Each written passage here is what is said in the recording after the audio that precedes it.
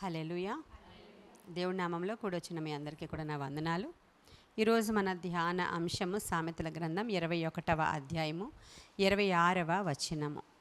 సామెతల గ్రంథము 21వ అధ్యాయము 26వ వచనము.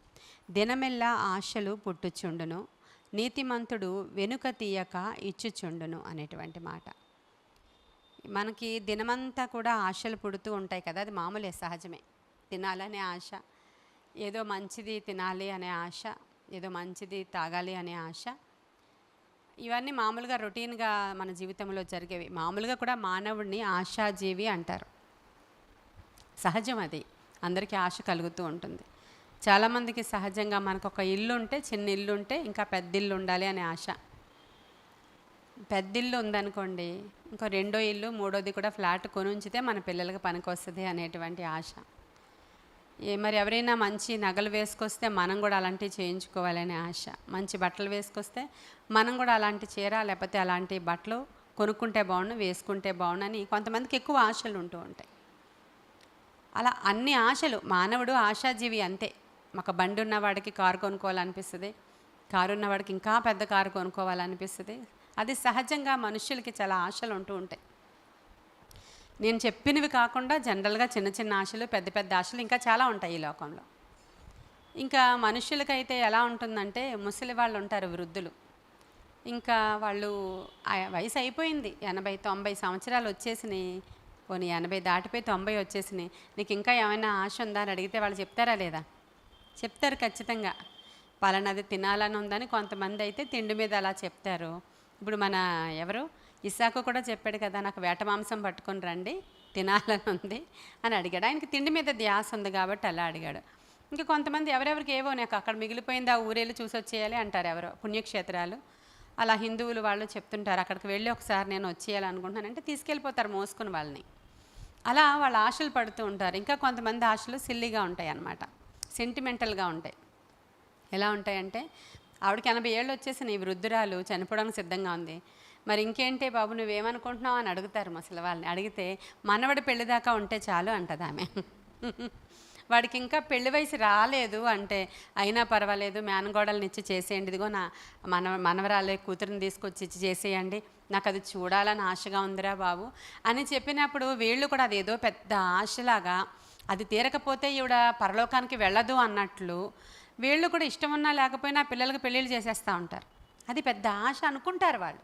అది చూస్తే ఈవిడికి ఏమొచ్చింది, ఈవిడ స్వంత పిల్లలకి పెళ్ళిళ్ళు అవ్వలేదు అంటే బాధపడి ఆవిడ అది ఆశపడాలి. అమ్మో నేను గతించిపోతే నా బిడ్డల పెళ్ళిళ్ళు ఎవరు చేస్తారు, అది నిజమైన ఆశ. ఈ ఆశ ఏంటంటే గుర్తు తెచ్చుకొని ఆశల్ని ఆశ పెట్టుకోవడం అన్నమాట. ఆ పెళ్ళిలో ఏముంటుంది ఆ పెళ్ళి అంటే, వాళ్ళ పెళ్ళి వాళ్ళ తల్లిదండ్రులు చేసుకుంటారు యాక్చువల్గా, వాళ్ళకి వయసు వచ్చినప్పుడు, సరైన జ్ఞానం కలిగినప్పుడు. కానీ అలా కాదు, ఆవిడైపోయినాక మనవడు అంటుంది, ఆ మనవడైతే మునివన్న వాళ్ళని ఎత్తుకోవాలని ఆశ ఉందే అంటుంది ఆవిడ. ఇస్తే ఆయుష్కాలం ఎంతవరకు అయినా సరే మనకి ఆశలు పుడుతూనే ఉంటాయి. అసలు ఆశలు ఎండ్ అవ్వవు. ఎంత వృద్ధులైనా వాళ్ళకి అన్నీ ఉన్నా, ఇదిగో ఇలాంటి నేను ఇప్పుడు చెప్పిన లాంటి ఆశలు కొంతమంది అలా నెరవేరుస్తూ ఉంటారు, కొంతమంది ఇంకా అలాగే గతించిపోతూ ఉంటారు. కానీ ఆశలు మాత్రం ఇంకా అలా పుడుతూనే ఉంటాయి. ఇంకా ఏదో చేయాలి, ఇంకా ఏదో చేయాలి, ఇంకా ఏదో చేయాలి, ఇంకా పొలం కొనాలి, ఇంకా ఇది కొనాలి, ఇంకా అది కొనాలి, ఇంకా అక్కడ చేయాలి, ఇది చేయాలి, ఇవి ఆశలు అన్నమాట. నీతిమంతుడైతే వాడు అతని కోసం ఆశపడ్డంటే ఎక్కువ, ఏదో ఒకటి ఇవ్వాలి, ఏదో ఒకటి చెయ్యాలి, ఎవరో ఒకరికి ఈరోజు నేను సహాయం చేయాలి, ఎవరో ఒకరి కొరకు ఈ జీవితము ఉపయోగపడాలి. తింటున్నాం, వస్తున్నాం, పోతున్నాం, పడుకుంటున్నాం, ఏం ఉపయోగం? నీకే ఉపయోగం. నువ్వు వంట చేసుకుని వచ్చావా, నీ ఇంటి వరకు ఉపయోగమే. నువ్వు ఇంట్లో అంతా చక్కబెట్టుకుని వచ్చావా, నీ పిల్లలకి నీకు ఓకే. ఎవరికైనా ఇతరులకు నువ్వేమన్నా సహాయపడ్డావా ఈరోజు అంటే మీ ఆన్సర్ నో. అంటే ప్రతి ఒక్క దినములో కూడా నీతిమంతుడు ఆశపడతాడంట, ఏదో ఒకటి ఇవ్వాలి ఎవరికైనా, ఏదో ఒకటి చెయ్యాలి ఎవరికైనా, నా వల్ల ఏదో ఒక ప్రయోజనం ఈరోజు ఎవరికైనా కలగాలి. మీరు అనుకుంటున్నారు మీ ప్రయోజనం మీ పిల్లలకి మీ భర్తకే, అంతే పరిమితం చేసుకుంటారు మీరు. అలా కాదు. బైబిల్లో నీతిమంతుడు అని పేరు పెట్టబడిన వాడు ఇచ్చుట యందు వాడు సంతోషిస్తాడంట. అలా ఇచ్చిన వాడిని బైబిల్ నీతిమంతుడు అంటుంది. ఇక్కడ యేసుక్రీస్తు ప్రభు వారు ఒక మాట చెప్పారంట. ఆ మాట ఏంటంటే, పుచ్చుకొనుట కంటే ఇచ్చుట ధన్యత. ఈ మాటని పౌలు చెప్తున్నాడు వాళ్ళకి. ఈ మాటని పౌలు భక్తుడు చెప్తాడు. అపోస్తల కార్యాలు చూద్దాం, ఈ మాట చూసి మాట్లాడుకుందాం. అపోస్తల కార్యాలు 20వ అధ్యాయము 33వ వచనం నుంచి చదువుతున్నాను చూడండి. ఎవని వెండినైనను బంగారమునైనను వస్త్రములనైనను నేను ఆశింపలేదు. నా అవసరముల నిమిత్తమును నాతో ఉన్నవారి నిమిత్తమును ఈ నా చేతులు కష్టపడినవని మీకే తెలియను. మీరును ఇలాగు ప్రయాసపడి బలహీనులను సంరక్షింపవలెననియు పుచ్చుకొనుట కంటే ఇచ్చుట ధన్యము అని ప్రభువైన యేసు చెప్పిన మాటలు జ్ఞాపకము చేసుకొనవలెననియు అన్ని విషయములలో మీకు మాదిరి చూపితినని చెప్పాను. హల్లెలూయా. పౌలు కూడా ఒక సేవకులు ఎంతసేపు కూడా ఇవ్వండి ఇవ్వండి ఇవ్వండి అంటూ ఉండకూడదు. మనం అందరం కూడా ఇచ్చేవారముగానే ఉండాలి. ఇక్కడ పౌలు ఆయన ఖచ్చితంగా చెప్తున్నాడు, మీ దగ్గర ఎప్పుడైనా నేను బంగారం తీసుకున్నానా, వెండి తీసుకున్నానా, ఏమన్నా తీసుకున్నానా, మీ దగ్గర నేను ఏం తీసుకోలేదు, ఏమీ ఆశించలేదు. ఎందుకంటే ప్రభువు ఏం చెప్పాడంటే పుచ్చుకొనుట కంటే ఇచ్చుట ధన్యత అని చెప్పినట్లు నేను ఆ మాదిరి చూపిస్తూ నేను ముందుకి వెళ్ళిపోతున్నాను. కాబట్టి మీరు అలా ఫాలో అయితే చాలా మంచిది. మీరు పేదవారిని జ్ఞాపకం చేసుకోండి, అవసరతలో ఉన్నవారిని జ్ఞాపకం చేసుకోండి, అక్రతలో ఉన్నవారిని జ్ఞాపకం చేసుకోండి. మీరు చిన్నప్పుడు మోరల్ స్టోరీస్ చదివారో లేదో తెలియదు నాకు. కొన్ని కథలు ఉంటాయి. ఆ కథల్లో కొన్ని సత్రాలు ఉన్నట్లు, అన్నపూర్ణమ్మ అనేటువంటి ఒక ఆవిడ ఉన్నట్లు, ఆవిడ ప్రతినిత్యం కూడా వాళ్ళ ఇంట్లో అన్నము పెడుతూ ఉన్నట్లు, ఎవరైనా వచ్చినా సరే అతిథులందరికీ కూడా ఆవిడ అన్నదానం చేస్తున్నట్లు, కాబట్టి ఎంతో పుణ్యం ఆవిడకు వచ్చినట్లు అలాంటి కథలు ఉండేవి. ఇంకొక వ్యక్తి ఎవరో ఉన్నారు, చంద్రగుప్తుడో లేకపోతే ఇంకో గుప్తుడో, అలాంటి పేర్లు చందమామ కథలని అలాంటి పుస్తకాల్లో చదువుతూ ఉండేవాళ్ళు. అంటే మోరల్ స్టోరీస్ అవి. అతడు రోజు అతిథికి అన్నం పెడితేనే కానీ అతను తినేవాడు కాడంట. ప్రతిరోజు ఎవరో ఒక అతిథి, అంటే రోడ్డు మీదకి వెళ్ళి అతనేం పిలుచుకురాక్కర్లేదు, దేవుడే పంపిస్తాడు. లేకపోతే ఏదో అలాంటి కథ ఉంటుంది అనమాట. అతను ఏదో ఒక కూరగాయలు అమ్ముకుంటూ వచ్చి అక్కడ కూర్చోవడమో, లేకపోతే ఆకలితో ఉన్నవాడంతా పని చేసుకుని వచ్చి ఏదో సేదతీరబడ్డానికి అతను గుమ్మమ్మ దగ్గరికి వచ్చినప్పుడు వీళ్ళు ఆహారం పెట్టడం అలా జరుగుతూ ఉంటాయంట. అప్పుడు అతిథి ఎవరో ఒకరు వస్తేనే కానీ, వాళ్ళకి భోజనం పెడితేనే కానీ ఈ సో అండ్ సో పర్సన్ తినేవాడు కాడు. అప్పుడు అతన్ని దేవుడు ఎంత ఆశీర్వదించాడంటే ఆ తర్వాత ఇంకొక జన్మంటూ ఉన్నట్లు, అప్పుడు రాజకుమారుడిగా అతను పుట్టినట్లు, ఇలాంటి అన్ని కథలు మనము చదువుతాం.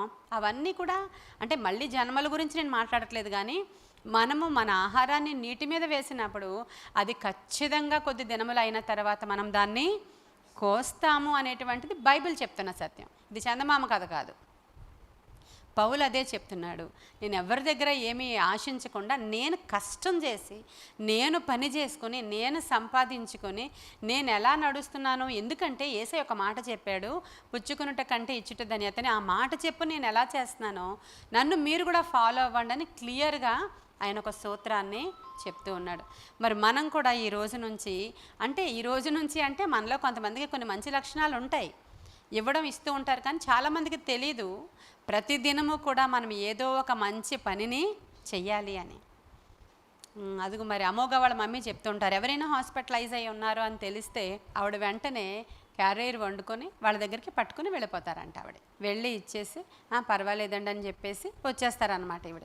అంటే అలాంటి సర్వీసెస్ ఇప్పుడు మనం 100 మందికి డప్పు కొట్టుకొని నేను వెళ్ళాను, నేను చేస్తాను అనే పనులు మనం చేయకూడదు. ఇక్కడ కూర్చున్న మీరు వినుచున్న వాళ్ళందరూ కూడా అసలు ఇలాంటి ఎప్పుడైనా చేసామా మనం ఆలోచించుకుంటే జీరో ఉంటుంది. ఎందుకంటే 1-2 సందర్భాల్లో మనకు తెలిసిన వారికి వెల్ విషర్స్కి చేసి ఉండొచ్చు, కానీ ప్రతి దినము కూడా ఒక్క మంచి నీతి కార్యం ఏమన్నా చేసామంటే నువ్వు తిన్నావు, నువ్వు లేచావు, నీ ఇంట్లో పనే నీకు చాలా ఎక్కువ, నీకున్న మెంటల్ టెన్షన్సే ఎక్కువ, ఇవన్నీ చూసుకొని నువ్వు పని చేసుకుని నిద్రపోవడమే చాలా ఎక్కువ. ఇంకా వేరేది ఏం చేయగలుగుతాం? వేరేది ఏమీ చేయలేకపోతాం. అందుకనే ఇక్కడ అంటున్నాడు, కానీ మనకు ఆశలు చాలా ఉంటాయి, అందరూ మనకి ఇచ్చేయాలన్నీ. అదే చెప్తున్నారు ఇక్కడ, మనకు మాత్రం అందరూ ఫేవర్ చేసేయాలి, మనకు అన్నీ సమకూరిపోవాలి, మన బర్త్డే అయితే అందరూ తెచ్చేయాలి. మళ్ళీ ఎంత గోల అంటే ఆ రోజు ఒకవేళ ఏమాత్రం కొంచెం తక్కువ అయిపోతాయి, ఏమన్నా మనకి చేసేటువంటి విషయాల్లో కొంచెం తక్కువైపోతే, నాకు ఇలా చూడలేదు, నాకు అలా చూడలేదు, నాకు నువ్వు అలా చేయలేదు, నా పెళ్ళైన కొత్తలో అయితే ఇదిగో అత్తగారు ఇచ్చారు, మామగారు ఇచ్చారు, ఆడబడుచులు ఇచ్చారు, ఇప్పుడు నేను లోకువ అయిపోయాను నీకు, నేను పని అమ్మాయిని అయిపోయాను నీకు అని ఇలా మాట్లాడుతూ ఉంటారు. అంటే వీళ్ళ మెంటాలిటీ భక్తిహీనత. వాళ్ళు ఎలాంటి వాళ్ళంట? భక్తిహీనులు వాళ్ళు. అదే నీతిమంతుడైతే తిరిగేసిస్తాడనమాట. వాళ్ళ పుట్టినరోజైనా మీకే పెడతాము. ఏ పుట్టినరోజైనా ఏ ఏ గొప్ప కార్యమైనా లేకపోతే ఏమున్నా లేకపోయినా ఇవ్వాలనేటువంటి ఆశ నీతిమంతుడికి ఎప్పుడు కూడా ఉంటుంది. ఏదో గొప్ప చేసుకోవడానికి కాదండి, నిజంగా లేని వాళ్ళకి ఇవ్వడానికి, మనకు ఉపయోగకరంగా లేనివి పేదవాళ్ళకి సహాయంగా ఇవ్వచ్చు. చాలామంది పిల్లలు ఎదిగిపోతారండి, ఎదిగిపోయి వాడికి 6 సంవత్సరాలు వచ్చినా వాడు ఉయ్యాలు అక్కడే పెట్టుకుని కూర్చుంటారు, వాడి సైకిల్ అక్కడే పెట్టుకుని కూర్చుంటారు. వీడు అప్పుడే 10th వచ్చేస్తాడు, కానీ చిన్నప్పుడు సైకిల్ కూడా ఇంట్లో అటు ఇటు జరుపుతారు తప్ప ఎవరికెవరు కదా. ఇలాంటివన్నీ ఉంటాయి. నిజంగా ఎవరు అవసరతలో ఉన్నారో వాళ్ళకి ఇవ్వడం చాలా మంచిది. అంటే గుర్తుగా పెట్టుకున్న వాళ్ళ గురించి నేనేం అనడం లేదు, కానీ అవసరతలో ఉన్నప్పుడు ఉయ్యాలు ఎవరికో అవసరం అంటే అలాంటిది ఇవ్వడం, బట్టలు ఎవరికో అవసరం అంటే ఇవ్వడం, వాళ్ళకి దుప్పట్లు అవసరం అంటే ఇవ్వడం. అదే కదా యాకోబు పత్రికలో చెప్తాడు. నిజమైన భక్తి ఏమనగా యాకోబు పత్రికలో చాలా క్లియర్గా రాసుంటుంది. యాకోబు పత్రిక 1వ అధ్యాయము 27వ వచనం చదువుతున్నాను. తండ్రి అయిన దేవుని ఎదుట పవిత్రమును నిష్కళంకమునైన భక్తి ఏదనగా దిక్కులేని పిల్లలను విధవరాండ్రను వారి ఇబ్బందిలో పరామర్శించుటయు ఇహలోక మాలిన్యము తనకు అంటకుండా తనను తాను నిజమైన భక్తి ఏది అని అంటే దిక్కులేని పిల్లల్ని విధవరాండ్రని వాళ్ళ ఇబ్బందుల్లో ఉన్న వాళ్ళని పరామర్శించడం కూడా ఒక భక్తిలో భాగమే. మీ దగ్గర డబ్బులు లేవు, ఇప్పుడు నేను అంటున్నాను ఇది పెట్టండి అది పెట్టండి ఇవ్వండి అంటున్నాను, మాకే లేవు అనేటువంటి మాట చాలా కొంతమంది ఎక్కువ మాట్లాడుతూ ఉంటారు. మీకు లేవు, మీకు అసలు చాలా కష్టంలోంచి లేమిలోంచి వచ్చారు, ఇంక రూపాయి అంటే కరువు. ఆ 10 రూపాయలు అంటే కూడా కరువే చాలామందికి. ఎందుకంటే ఇచ్చిన తర్వాత మాట్లాడుతున్నాను సుమా, లేని వాళ్ళ గురించి మాట్లాడట్లేదు. ఉన్నాయి వాళ్ళకి ఇప్పుడు ఒక మాదిరి చేతిలో తిరుగుతాయి, కానీ అలాగ రూపాయి సంపాదించుకుని వచ్చిన వాళ్ళకి ఇంకా దాని మీద ప్రేమ అన్నమాట. ఇంకా అసలు దాన్ని తీయలేరు, ఇంకొకరికి ఇలా ఇవ్వలేరు. దేవునికి కానుకేసినప్పుడు పొరపాటున పెద్ద కాగితం వచ్చేస్తుందేమని బాగా తెలిసి బయటికి ఇలా తీసి అమ్మో 10 రూపాయలు ఎక్కడుందో అని వెతికి వేసేవాళ్ళు చాలామంది ఉంటారు. అది దేవునికి కానుక. అసలు దేవునికి ఇస్తున్నావంటేనే అది అసలు ఎవరికి ఇస్తున్నావో నువ్వు అక్కడ ఆలోచించుకోవాలి. కానీ 10 రూపాయలకి మించేస్తే భయమైపోతుంటుంది వాళ్ళకి. అది దేవుని విషయం పక్కన పెట్టండి. ఈరోజు నేను దేవునికి ఇచ్చట గురించి మాట్లాడట్లేదు. ఈరోజు సహజంగా మనకి కలిగే ఆశలు ఎలా ఉంటాయో మామూలు మనుషులకి ఇలాగే ఇతరులకు కూడా నీతిమంతుడైన వాడు ఏం చేస్తాడంటే ఇతరుల ఆశలు తీర్చాలని ట్రై చేస్తాడంట. నేను ఆ విషయం మాట్లాడుతున్నాను, నేను ఇతరుల గురించి మాట్లాడుతున్నాను. మనం కొన్ని మంచి కార్యాలు చేయడం గురించి ఒక ఎడ్యుకేషన్ అన్నమాట ఇదంతే. జస్ట్ అది చేయడం ద్వారా దేవుడు చాలా సంతోషిస్తాడు అని. అదే నేను చెప్తున్నాను. ఆ కథల్లోనూ చందమామ కథల్లోనూ ఎవడో చంద్రగుప్తుడు ఉన్నాడు, ఐగుప్తుడు ఉన్నాడు, అన్నపూర్ణమ్మ ఉంది. ఇలాంటి వాళ్ళు, అన్నపూర్ణమ్మ అంటే అన్నం పెట్టే ఆవిడ అని అర్థం అన్నమాట. ఇలాంటివన్నీ చెప్తున్నప్పుడు మనకి వినడానికి బాగుంటాయి. అలాంటివి నీతి కథలు అంటారు, దాన్ని నేర్చుకుంటూ ఉంటాం. బైబిల్ కూడా అదే చెప్తుంది. నీవు చూడండి 22వ అధ్యాయంలో కూడా, సామెతలు 22వ అధ్యాయంలో కూడా ఒక మాట మంచిది ఉంటుందండి. సామెతల గ్రంథము 22వ అధ్యాయము 9వ వచనము. దయాదృష్టి గలవాడు తన ఆహారంలో కొంత దరిద్రునికిచ్చును, అట్టివాడు దీవెన నొందును. అట్లీస్ట్ మనం అన్నం వండుకుంటాం కదా, ఇంట్లో రోజు వండుకుంటారా? మీ 3 పిల్లలకి పెట్టేగా, మీరిద్దరూ తినగా కూడా ఎక్స్ట్రా వండి అది మనం ఎవరో ఒకరికి ఇవ్వడానికి ట్రై చేయడం కూడా చాలా మంచిది అనేది కూడా ఇక్కడ చెప్తుంది. మనకి ఇదే పని ఎవరు దొరుకుతారా అని అమ్మ ఊరంతా తిరిగేది పాపం అన్నం పెట్టడానికి. అలా కాదు, మనకు ఖచ్చితంగా ఒక ఐడియా ఉండాలన్నమాట మనం ఏం చేస్తున్నామో. అది నిజంగా ఉపయోగమా కాదని పిచ్చోడికి తీసుకొచ్చి వండి ఇచ్చేది అమ్మజం ఇస్తే వాడు తీసుకెళ్ళి రోడ్డు మీద విసిరేసేవాడు, తినేవాడు కాదు. అంటే ఇదే ఇంకా లేమిలో ఉన్నవాళ్ళు ఉంటారు. కొన్నిసార్లు తినేవాడు, కొన్నిసార్లు చేపల కూర పట్టుకొచ్చి ఇచ్చినా సరే రోడ్డు మీకు విసిరేసేవాడు అతను. అయ్యో ఏ కన్న తల్లి బిడ్డో రోడ్డు మీద ఉన్నాడు పిచ్చోడు అయిపోయాడని ఆమె అలా తన ప్రయత్నాన్ని దేవుడు చూశాడు కాబట్టి అది ఫలిస్తుంది, అది వేరే సంగతి. అంటే మాకు డబ్బులు లేవు ఇవ్వడానికి, ఇంకా మేమెవరికి బట్టలు కొనిస్తాం, ఈ తిండి ఇది అనుకుంటే నువ్వు తినే ఆహారంలోనే కొంత దరిద్రునికి ఇస్తే అట్టివాడు దీవెన నొందును అని రాయబడింది చూసారా. అది కూడా దీవెన, నీ చేతిలో అదే ఉంది. కొంత నువ్వు ఎవరో ఒకరికి ఆహారం ఆ రోజు నువ్వు ఇవ్వడం ద్వారా నీకు దీవెన వస్తుంది అని రాయబడి ఉంది ఇక్కడ. అంటే ఇది ఒక దేవుడు చెప్పినటువంటి అనేకమైన విషయాలలో, జ్ఞానము కలిగి ప్రవర్తించేటువంటి విషయాలలో ఇలాంటివి అనేక మంది క్రైస్తవులకి తెలీదు. చదువుకుని వెళ్ళిపోతారు ఎంత బాగున్నాయో అని. చదువుకుని వెళ్ళిపోతారు. శీతాకాలం వస్తుంది, అటువంటి వాళ్ళకి ఎవరికైనా దుప్పట్లు ఇవ్వడం అని. ఇప్పుడు రోడ్డు మీద ఎంతోమంది పడుకుని ఉంటే వాళ్ళ దగ్గరికి వెళ్ళి ఇచ్చినోడికి ఒక 10 దుప్పట్లు వెళతాయి. ఎందుకంటే చాలామంది సర్వీస్ అందిస్తున్నారు ఈ రోజుల్లో, చాలామంది పట్టుకెళ్ళిపోయి. అదే క్రైస్తవులు, నువ్వు సంఘంలో ఉన్నావు, లేకపోతే నీకు కొంతమంది చుట్టాలు ఉన్నారు, వాళ్ళలో కొంతమంది నీకు తెలుసు, కనీసం కూడా సరిగ్గా మంచిగా లేని వాళ్ళు ఉంటారు, వాళ్ళకి తీసుకెళ్ళి ఇచ్చినా సరే అది చాలా ప్రతిఫలం వస్తుంది. నీకు చాలా ప్రతిఫలం వస్తుంది. నీకు ఆలోచన ఉండాలి, అది నీకు దేవుడు జ్ఞానం ఇవ్వాలి. నీకు నిజంగా మనసు ఉంటే దేవుడు అక్కడ మార్గాన్ని సరళం చేసేటప్పుడు నువ్వు ఇవ్వగలుగుతావు. ఇప్పటి వరకు నేను ఇలాంటి ఫేవర్స్ ఏమైనా చేశానా అని మీనా గారు ఆలోచించుకోవాలి. ఇప్పటి వరకు నేను ఇలాంటి దయాదృష్టితో ఏమైనా కార్యాలు చేశానా, లేకపోతే మా జీవితమే మాకు ఇదేదో గొప్పగా ఉందని. ఎందుకంటే ఇది చేస్తే నీకు కొంత ప్రతిఫలాన్ని అక్కడ దేవుడు దాచి ఉంచుతాడు. బెదవాడికి అప్పిచ్చేవాడు యెహోవాకి, బెదవాడికి చేసేవాడు యెహోవాకి అప్పిచ్చేవాడంట. ఈ విషయాలు మనకు తెలియాలి.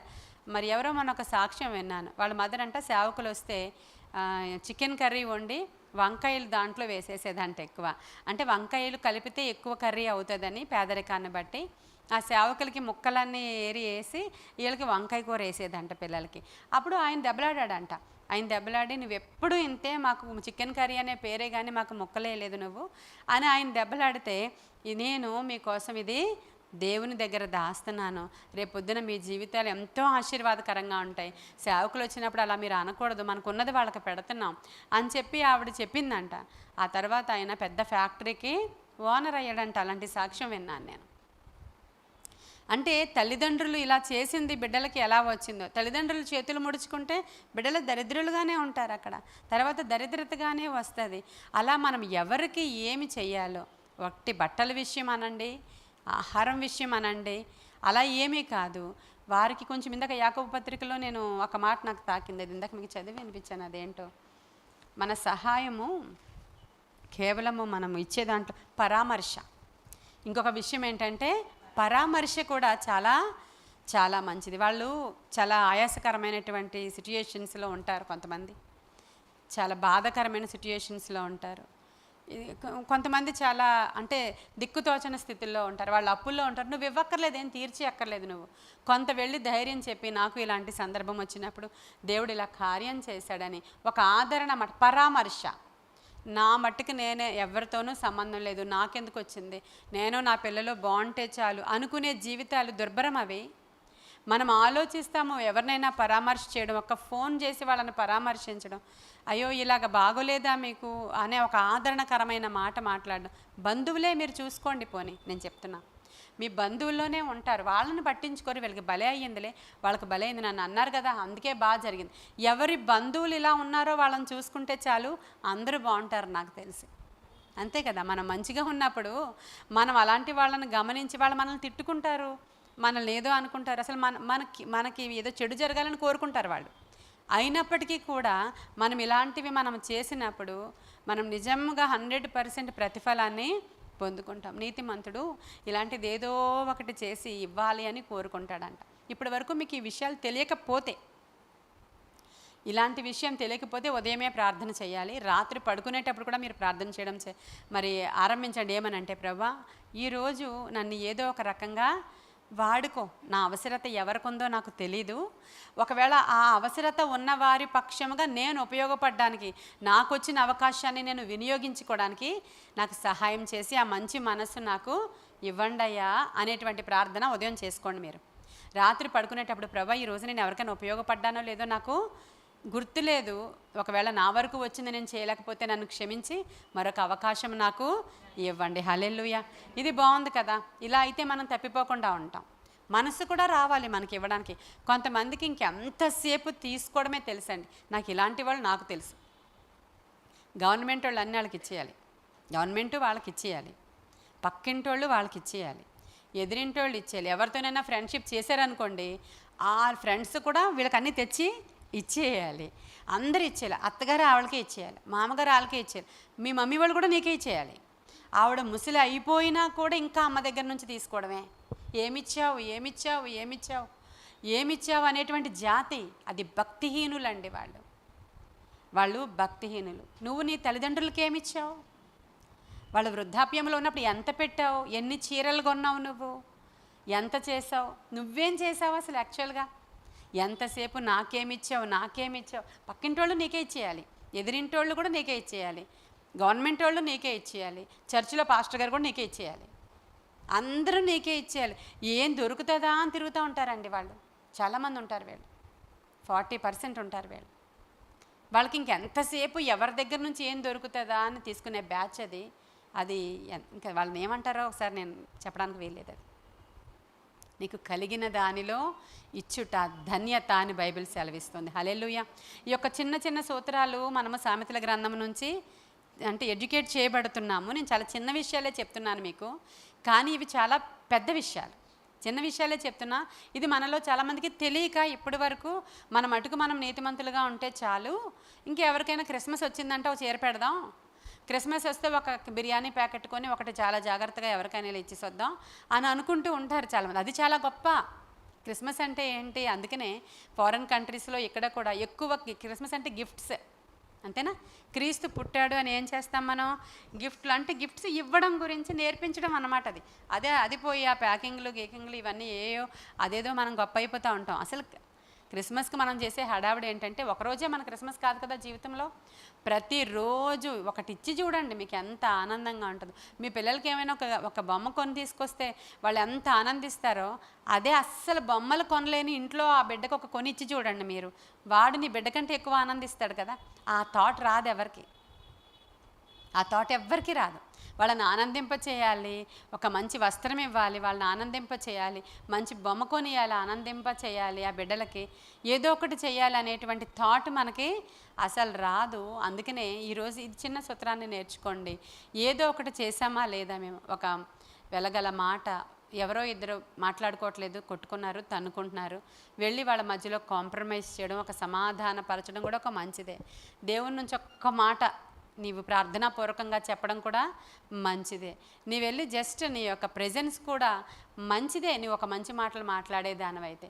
ఇలాంటివన్నీ కూడా చేయడం మనం నేర్చుకుంటే ఈ మాటకు అర్థం దొరుకుతుంది అనమాట. దినమెల్లా ఆశలు పుట్టుచు ఉండును, నీతిమంతుడు వెనిదియక ఇచ్చుచూ ఉండెను అనేటువంటి మాట. మనం ఇంకా బైబిల్ గ్రంథంలో, నేను మామూలు సహజమైన మాటలతో చెప్పాను మీకు, ఇంకా బైబిల్ గ్రంథంలో చూస్తే మనకు తెలుస్తుంది. పేద విధవరాలు ఆవిడింటికి ఏలియా వెళితే ఆవిడ ఒక్క పూట రొట్టె ఇచ్చినందుకు, అంతే కదా, ఒక్క పూట రొట్టె ఇచ్చినందుకు ఆమె కరువు దినాలన్నీ కూడా దేవుడు ఎలాగా పోషించాడో, ఎంత గొప్ప కార్యాలు చేశాడో.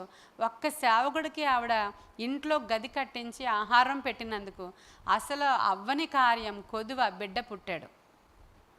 అంటే మనకి కొన్ని కొదువలు, కొన్ని లేములు, కొన్ని లోట్లు ఉన్నాయి.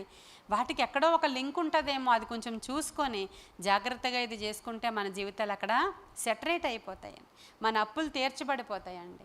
మనకి కాని ధర్మం, తనకు మాలిన ధర్మం చేసేవాళ్ళు కొంతమంది ఉంటారు. ఇంకా ఇవ్వమన్నాం కదా అని మొత్తం అంతా తీసుకెళ్ళి దోచిచ్చేస్తుంటారు. వాళ్ళకి క్వాంటిటీ క్వాలిటీ ఏమీ తెలియదు. ఇంకా అలాంటిది కూడా కాదు, వివేకము కలిగి, జ్ఞానము కలిగి, మనకున్న దానిలో మనం చేసే పరిచర్య మనము చెయ్యాలి. కుడి చేతితో చేసింది ఎడమ చేతికి తెలియొద్దు. మేము అక్కడ అంతమందికి భోజనాలు పెట్టించాం, మేము వెళ్ళినప్పుడు మా ఊరిలో ఇది చేసాం, అది చేసాం, డబ్బా కొట్టొద్దు. అది అక్కడే పోయే ఫలితం, అక్కడే పోయే. చాలామందికి డబ్బా కొట్టుకోకపోతే వాళ్ళు ఉండలేరు, అసలు ఉండలేరు. నువ్వేమైనా చేసావు అంటే అది ఏమాత్రం కూడా ఇంకొక దేవుడే చెప్పాడు ఆయన, నీ కుడి చేతితో చేస్తే ఎడం చేతికి అది తెలియకూడదు. అలా చేయండి, నేను ఇప్పుడు చెప్పింది చెయ్యండి, కానీ నాకు చెప్పాల్సిన అవసరత లేదు. నేను చేసేది చేస్తాను, మీకు చెప్పాల్సిన అవసరత నాకు లేనే లేదు. కాబట్టి ఈ సూత్రం మాత్రం నేర్చుకోండి. ఈ కొన్ని మాటలు దేవుడు మన వెనుకడిలో దీవించును గాక. ఆమేన్. స్తోత్రములు దేవా, పరిశుద్ధుడానికి వందనాలు. ఎంతమంది అయితే విన్నారో ప్రభువా, వారందరూ ఒకవేళ ఈ లక్షణం కానీ వారి జీవితంలో లేకపోతే, నిజమే ప్రభువా, ఈ దినము నుంచి అలా ఉపయోగపడే పాత్రగా చేయు అనే ప్రార్థన వినిన వారందరూ చేసుకోవాలని నేను ఆశపడుతున్నాను ప్రభువా.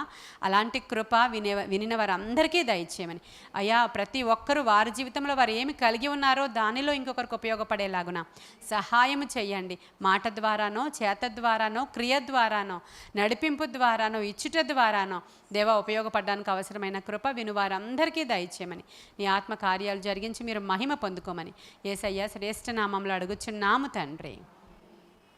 God bless you.